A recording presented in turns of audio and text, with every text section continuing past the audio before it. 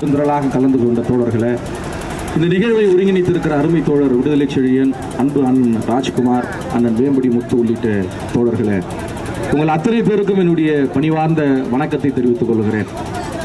திருச்செந்தூர் என்றால் முருகன் என்று சொல்லுவார்கள்.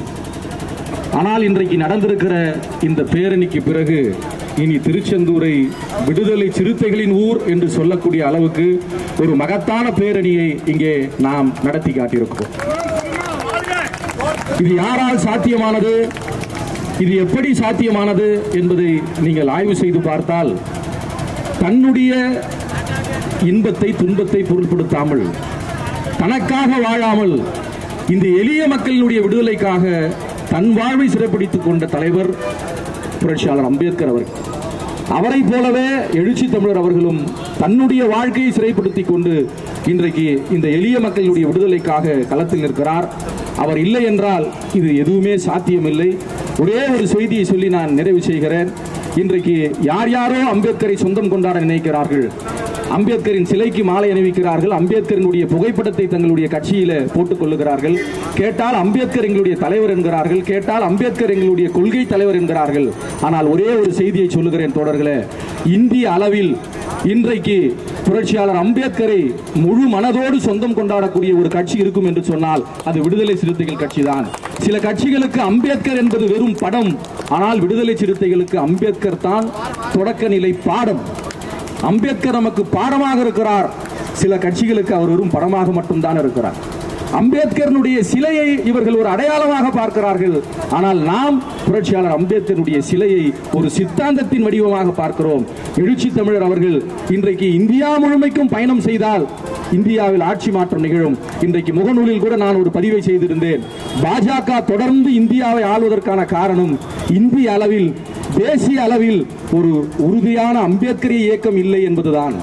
காங்கிரஸ் மீது சிலர் விமர்சனம் வைப்பார்கள், அது ஒருபுறம் இருக்கட்டும்.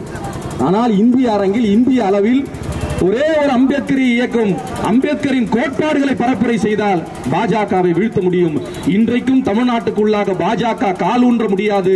தலைவர்களை மாற்றலாம், கொள்கைகளை மாற்றலாம், இந்தியில் பேசலாம், தமிழில் பேசலாம், உள்துறை அமைச்சரை அழைத்து வரலாம், மோடியை அழைத்து வரலாம். நீங்கள் 10 மோடியை அழைத்து வந்தாலும் ஒரே ஒரு எழுச்சி தமிழர் போதும் தமிழ்நாட்டில் இருந்து பாஜகவை அப்புறப்படுத்துவதற்கு.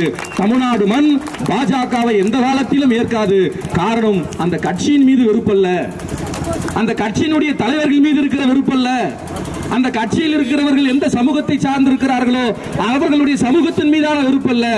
அவர்கள் பேசுகிற அரசியல், அவர்கள் பேசுகிற அரசியல் எளிய மக்களுக்கு எதிராக இருக்கிறது. அவர்கள் பேசுகிற அரசியல் சிறுபான்மை மக்களுக்கு எதிராக இருக்கிறது. அவர்கள் பேசுகிற அரசியல் ஒடுக்கப்பட்ட மக்களுக்கு எதிராக இருக்கிறது. அவர்கள் பேசுகிற அரசியல் இங்கே உழைக்கிற வர்க்கத்துக்கு எதிராக இருக்கிறது. ஆக பாஜக எதிர்ப்பு என்பது ஒரு கோட்பாட்டின் அடிப்படையில் விடுதலை சிறுத்தைகள் எதிர்க்கிறோம். எழுச்சி தமிழர் எம்மை அப்படி வழிநடத்தி இருக்கிறார். ஒரு மகத்தான பேரணியை இன்றைக்கு நாம் வென்றிருக்கிறோம், இன்றைக்கு நடத்தி காட்டியிருக்கிறோம். 2026ஆம் ஆண்டு மீண்டும் ஒரு தேர்தலை நாம் சந்திக்க இருக்கிறோம். திருச்செந்தூர் மண்ணிலிருந்து பிரகடனம் செய்கிறேன், எழுச்சி தமிழர் இருக்கிற அணிதான் வெற்றி பெறும்.